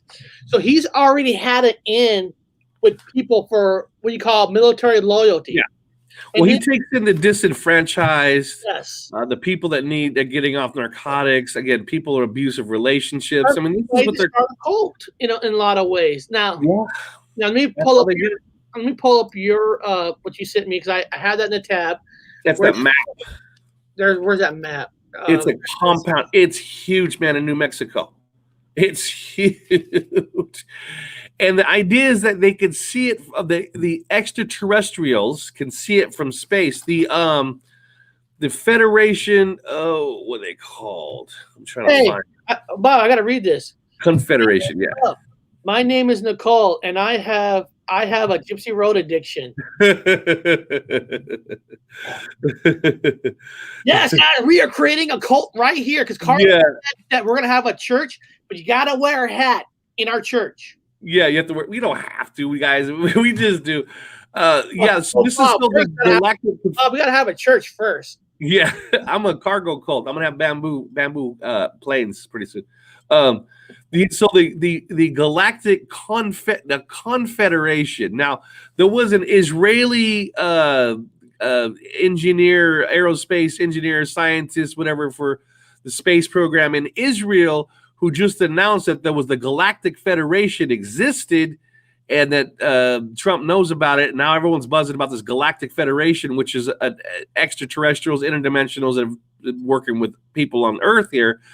These guys are setting up their compounds so the Galactic Confederation can see them. First of all, if you look, how do you get to this part here in this place? I mean, look where it's at. If you scroll down, it's like, look at all these roads that swirls. There's like nobody around them except what's here, except this part here. Yeah, that's the that's the news channel.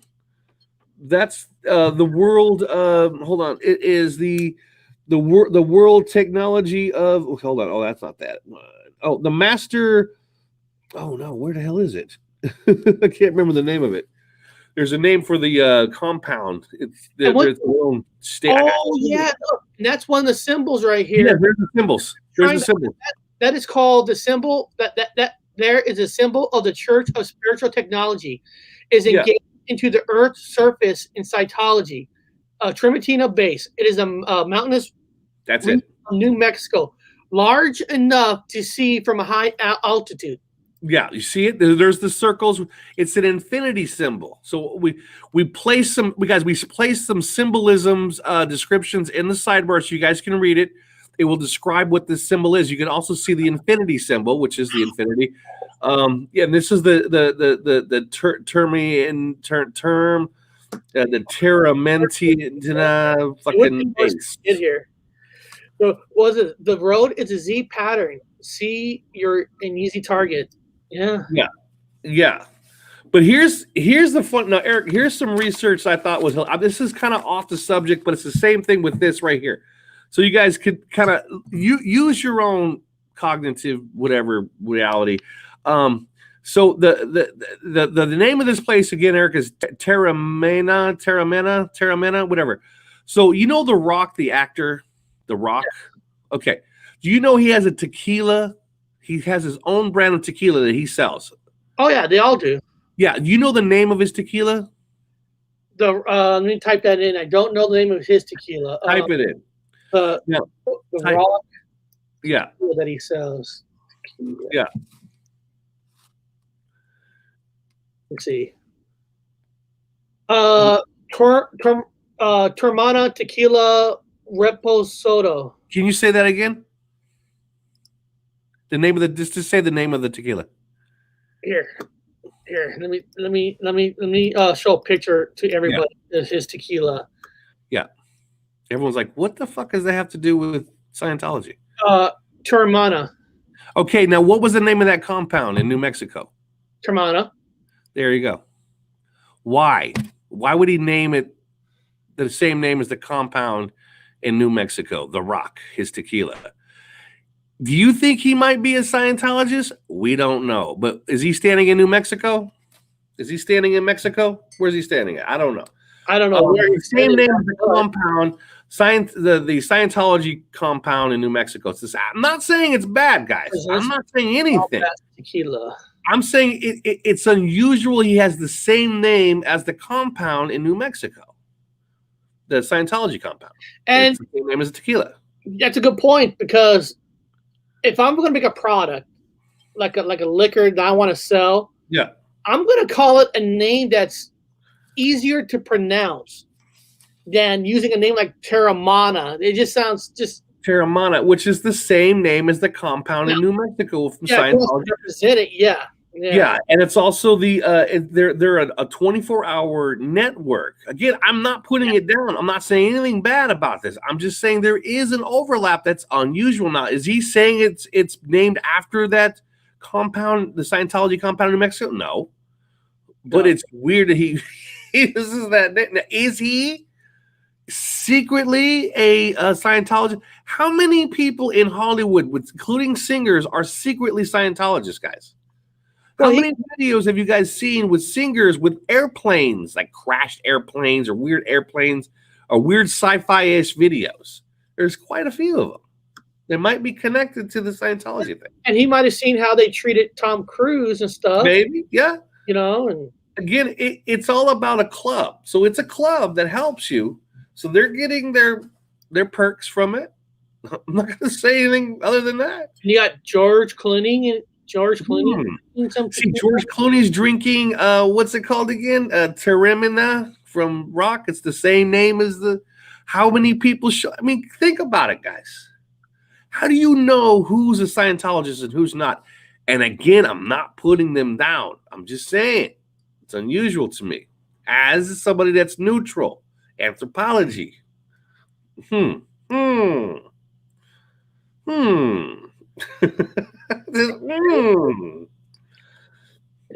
won't drink it. I ain't drinking. I'll drink Jose Cuervo, man. I'll stick with the Jose. Give me the Jose any day.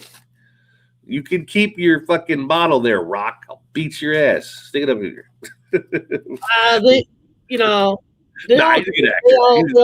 They all get in the tequila business. So they're all in the tequila business. They can sell it because one of the first person who actually really started doing this is actually Sammy Hagar with the Cabo Wabo, and then he sold his company for like almost $1 billion. Yeah. And also, George Clooney had his own tequila brand, and he also sold his tequila brand for almost $1 billion. So so maybe he's not a Scientologist. Maybe he's just supporting Rock's tequila campaign that unusually has its fucking name named after a Scientology compound in New Mexico that is supposed to be for the Galactic Confederation to see. Well, you never know. He might be donating some of it to the some people. Well, here's the problem with. It's just what people say the problem is. Again, Scientologist people. I'm not saying this. Other people are. They're accusing it, not me. Talk to them. Some people say when you leave the Scientology, your family that remains there in the Scientology, whatever place, cannot speak to you after you leave. You can't speak to your family. So when you leave that religion, you leave. They say that their children or whoever family members have the choice not to speak to you, but they encourage them not to speak to you because you're blaspheming their religion. Is that wrong? I don't know. I don't care. Eric, you're not in Scientology, so I don't give a shit. So a lot of people are. I mean, look at this. Where is it? So they have a difficult. They say there's a difficulty leaving because once you leave your family and friends. Well, if you leave any religion, you're leaving your family and friends. So I'm kind of playing both sides here. Chaotic neutral.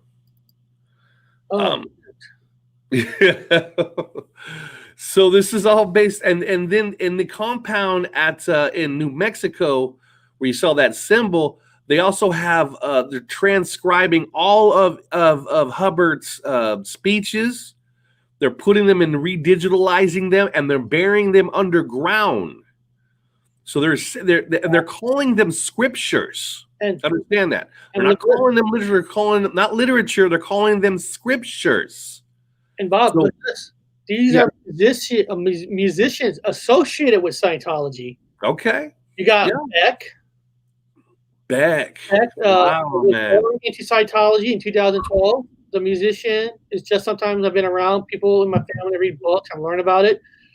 Cheek Corea, whoever the fuck he is. But look, Isaac Hayes. Isaac Hayes. Courtney Love. Wow. Part of it. And look at this. Doug E. Fresh, whoever he is, some rapper. Okay. Julia Magnes. Okay, that's just some of them. Who's that? Lisa Marie Presley. Yeah, Daughter. Yeah, Elvis's daughter. In fact, wife. Is it Lisa's wife or the daughter? In fact, okay, let me give you a quickie. When they were around when the whole Scientology thing was going down, Elvis himself was being encouraged by his daughter to join Scientology. Now Elvis went down there to talk to him, and he came back and he says, "Is it? No, that's not her. Is she the wife of Will Smith? Yeah, that's the wife of Will Smith. Wow, Judah Smith. This is considered actress, former metal rocktress Smith denied allegation that she's denying allegation that she practiced Scientology. Yeah, we gotta be careful who's. Yeah, but so Elvis says he's not joining Scientology, but his daughter did, and after Elvis died, a portion of his compound was missing because it was left to his daughter, and to this day she doesn't admit that she donated a large portion of Elvis's money to Scientologists. Grateful Dead right here. He's part of Scientology. Leonard Cohen. No, I like him. Oh, well, that's fine. I mean, he's still a good guy. Was not practicing. Hold on. It says not practicing Scientology, but as noted in New York profile from October to past November, since the days he defending to his uncle, his grandfather, Cohen had spiritual seeker, eating Roman Catholic Church, New York, briefly at a Scientology center, and emerged with a certificate that declares him great release. So he has a certificate from Scientology. Yeah, he probably beat some of the. Sonny Bono.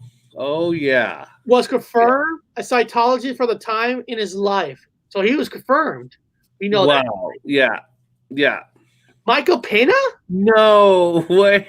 Michael is a actor. Martian Remix was also a drummer. Okay. He joined in 2000. Okay. Frank Stallone. You said Frank Stallone. That's Sylvester Stallone's brother.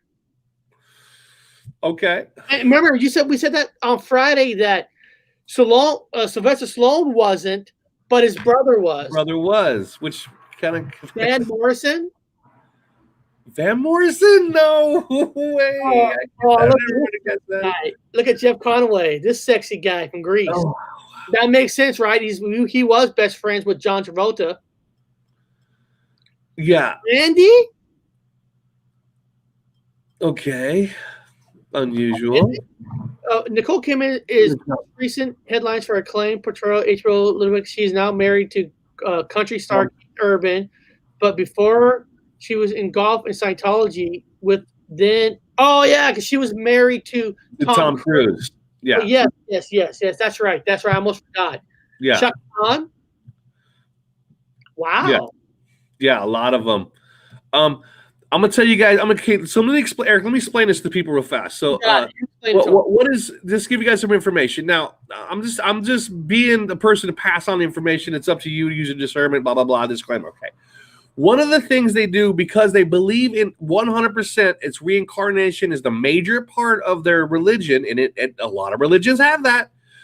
They believe that when they go do these regressions, they do these past life regressions. They do these little meters, and they talk about there's a name for it, a specific name for it. I'm going to call it, in layman's terms, past life regression. So a part of their Scientology thing is they go back into their past life regressions or past lives, and they see themselves like a billion years back, a couple million years back, whatever, back. Some of them see themselves as Jesus. They were great gladiators. The idea is that they forgot what they were, and it was grand or whatever. Always grand. You know, when you get your past life regression, Eric, you know, you're always somebody special. So these guys are all, you know, when you go in there, they're always someone special. So people have fantasy stories when they do it. I'm not saying it's not true. It's just what they're going with their past life regressions when they do under hypnosis or whatever. They don't call it hypnosis there. They go back into their minds and in their mind's eye, and they see themselves as these people from the past, and they try to bring that out to be that person. So that's why Tom Cruise is that person. He don't say what he was, but he was probably somebody famous. He maybe thinks himself as Jesus, or he could have been Moses, or he could have been some huge biblical character, or he could have been anybody. There's people even with fantasies of like a Buck Roger-ish character where they were like going around the galaxy, sleeping with all these intergalactic women and being a super fucking like space cop. You know, they have these, the idea is that they go back and they have these fantasy ideas and remembrances of who they were. And this is an alluring thing, you know, as part of the religion, as they call it. So I'm not saying that they weren't. I'm just saying this is what they're getting. This is why it's addictive. So when you're sitting in there doing your little fucking handhelds with your little double dicky things and they're fucking hitting the thingies and says, do you remember? Yeah, I do remember. I was a gladiator. I was fighting all kinds of motherfuckers. I was number one. And they remember that. And then they they apply it to their life now. So Eric, you could have been Jesse James. We don't know. You got to go put your hands on them rods. I'm sure there'll be two guys in there. You can put your hands on their rods. They'll play with some buttons, dude, and you'll remember who you were. That's one of the alluring things about what they do in there. Not saying it's not true. Yeah. No, I'm just saying. I'm just. This is what. Look how fancy their website looks. It's beautiful. They've got a lot of people. Oh, they do. They're really, really, really smart. Look, they've got a lot of people. They got. I mean, it's picture about L. Hubbard. What is Scientology? Beliefs and practice. Churches. Locate a church. Let me see. There's a church in Seattle somewhere. I'm reaching back into my Tatons. Church of Scientology of Washington State, 1300 Street. Wow, 1300 Street, 1300 Street. Really? It's above. Is it 1300 Street? Really? Eon Hubbard was born on what, March 13th? Yeah, this is a church in Seattle. Okay. They're little double number 33, and then where there's a church in your neighborhood. Tell me your city. Tell me a city and a state, and put it in the chat, and I'll look up a church for you. Yeah, I would. I'm not. I can't tell you not to go. I'm gonna tell you about myself. I'm not going. Okay, I'm not going. I'm content and happy with my own whatever faith that I have, and I'm sticking with it. I don't need anybody else telling me that I'm anything. I know what I am. And that's the best thing to be. Well, if you know who you are, just stick with yourself. Here's a church for our good friend Tomicon. Here's one in Canada. Church, they're all over the globe, dude. They're all over the globe. I know, they're all over the place.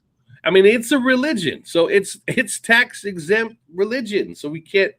I mean, if I put them down, I got to put down the Catholic. I got to put down all the churches. I don't to any church, man. That's why I stay neutral. So I'm not putting these people down. Here's the question: do they have Scientology churches in the UK? Well, let's see. Let's see what this. I bet they do. I bet they do. Look at. I guarantee you they do. I think they do. I think, yeah. In fact, Hubbard lived in southern right here. England. Right here, England. There's Manchester, London, England, Dublin, and whatever's up here. Yeah. Manchester is 258 Deansgate. 58. So hold on, Eric. Hold on. The one in Washington is 13th Street. This one's 58. That's 13, by the way. And then there's one in Sunderland, 51 Fawcett Street. Okay, well, that's not 146 Queen Victoria Street in London. So yeah, they're in the UK. 11. 2000. Wow, really? I've never seen it. I know. I know. Now we're all gonna get an address, and we're all gonna drive there just to look at it from the outside. Yeah. So there's also Eric. There's also well, let's see, Sydney. Let's find out.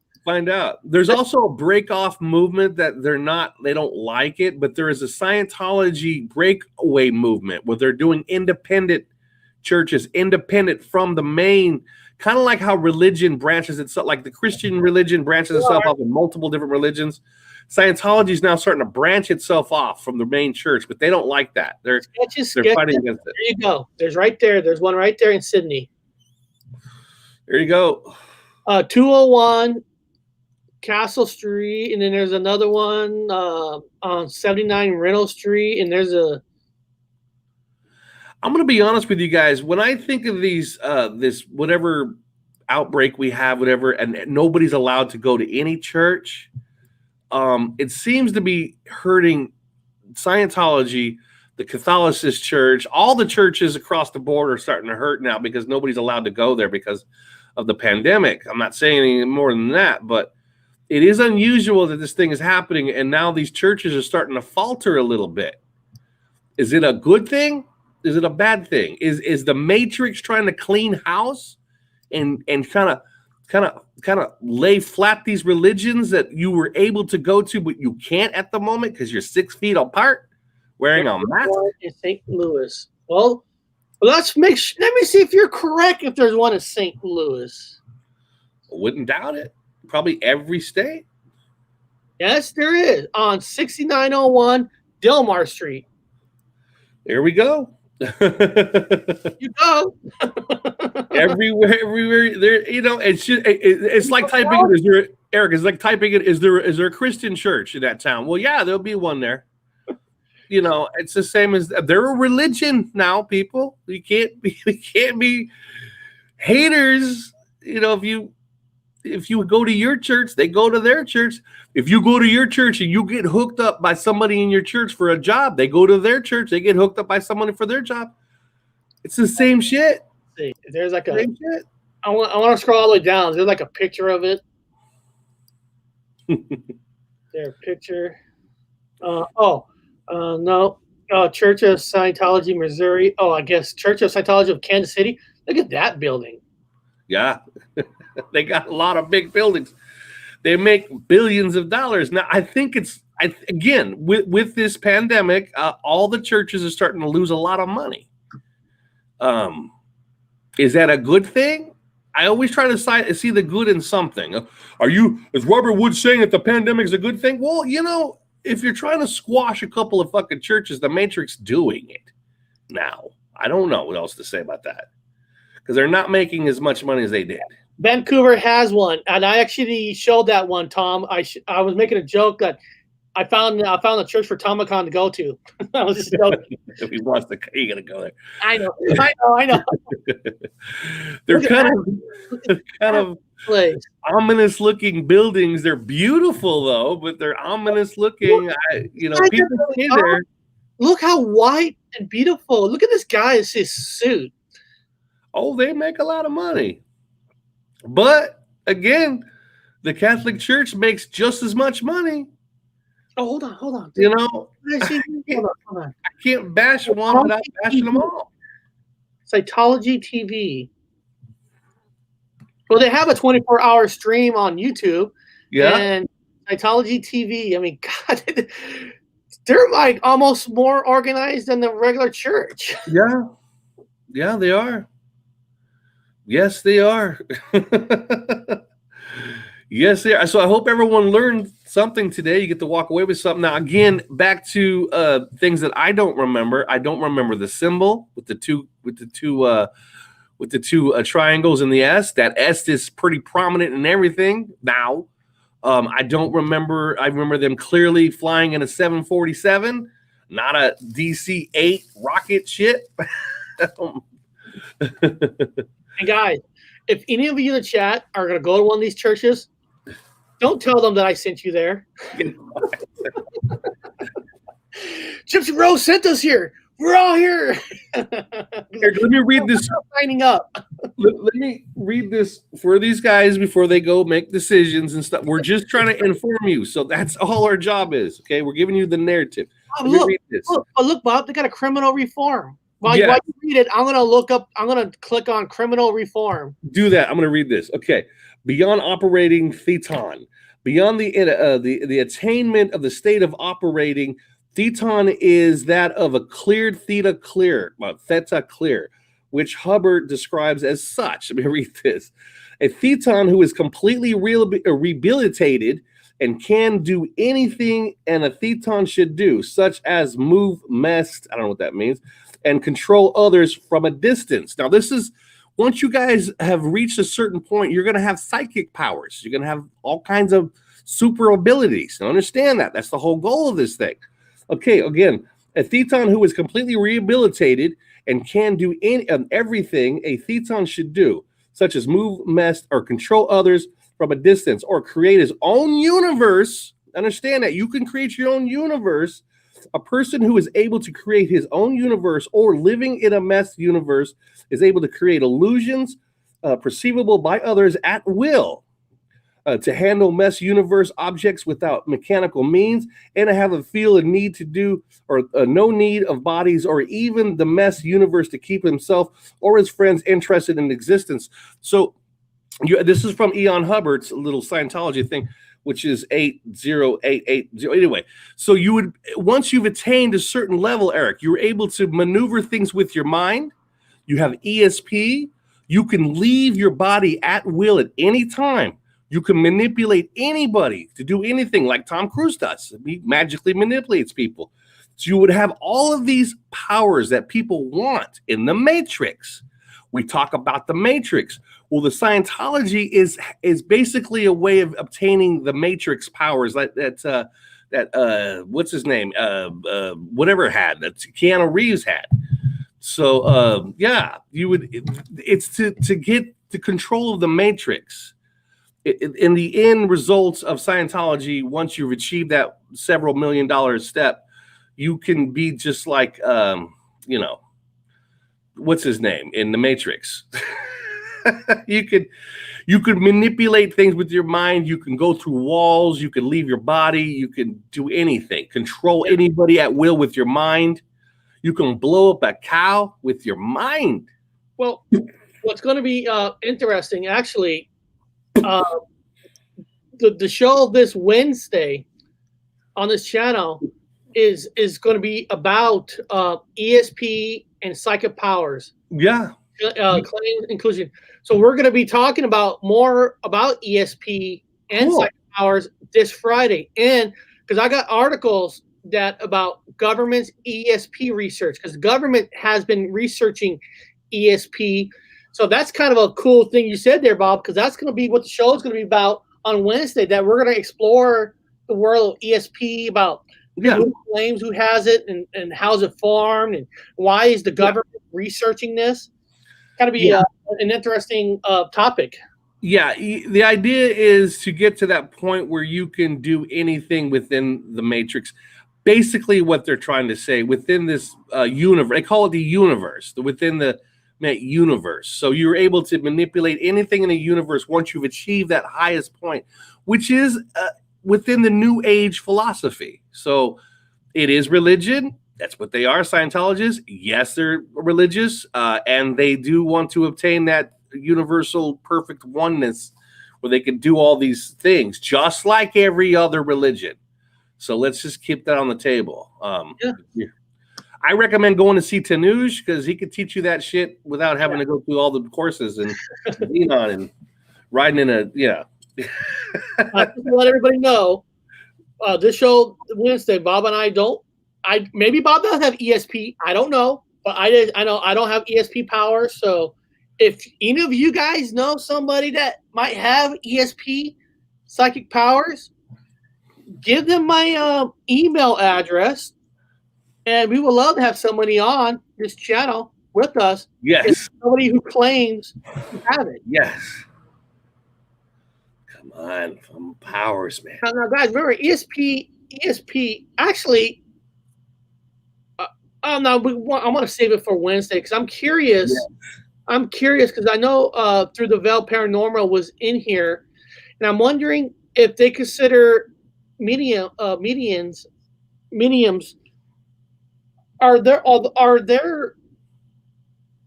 don't want to use like power like the X-Men or not, but are their abilities could be considered ESP? Yeah.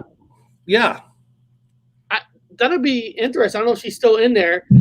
Do they consider mediums? Do they consider their gifts to talking to the other life as ESP. Can that be considered ESP?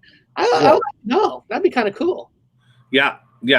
So I hope everyone walked away with a decision diagram process, whatever you want to do for whatever your religion is.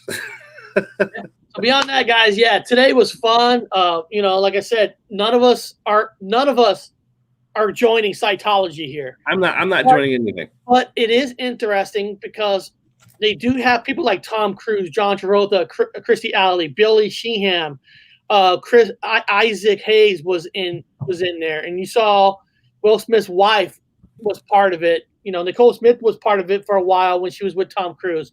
So there are people that's in this. If you want to call it a cult, you want to call it a church, that's up to you. Yeah.